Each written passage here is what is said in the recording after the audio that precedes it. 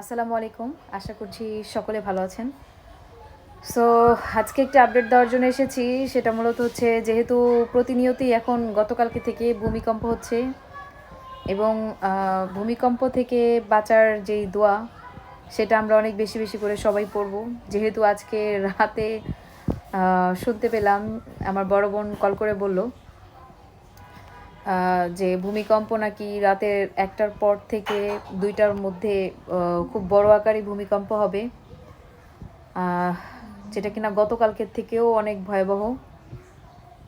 আর মানে আমার হাত পা কাঁপতেছে, আমি কথা বলতে পারতেছি না। আমি অল্পতে অনেক বেশি প্যানিক খেয়ে যাই, যেটা সত্যি কথা। মানে মৃত্যুর কথা শুনলে এমনি ভয় লাগে।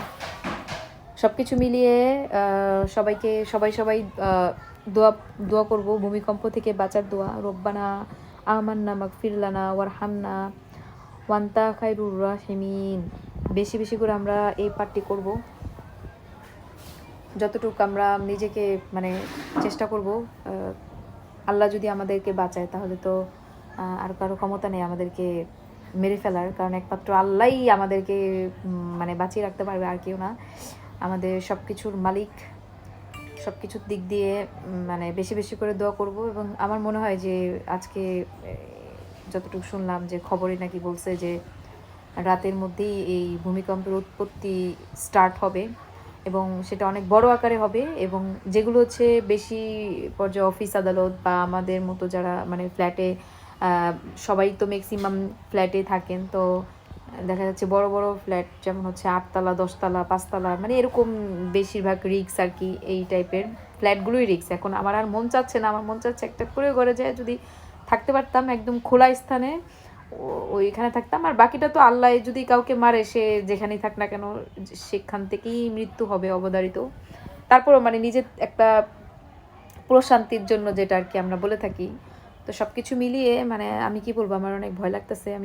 আমি দ্রুত পর্যায়ে বাসায় চলে আসছি এই কথা শুনে।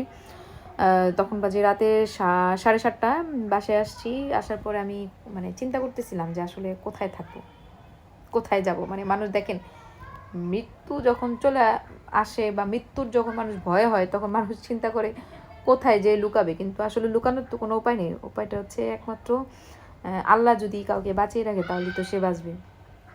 তো আসলে আমার আসছি করে আমার মারে বলছি, মা চলো আমরা আজকে ফ্ল্যাটে থাকবো না, আজকে আমরা কোনো একটা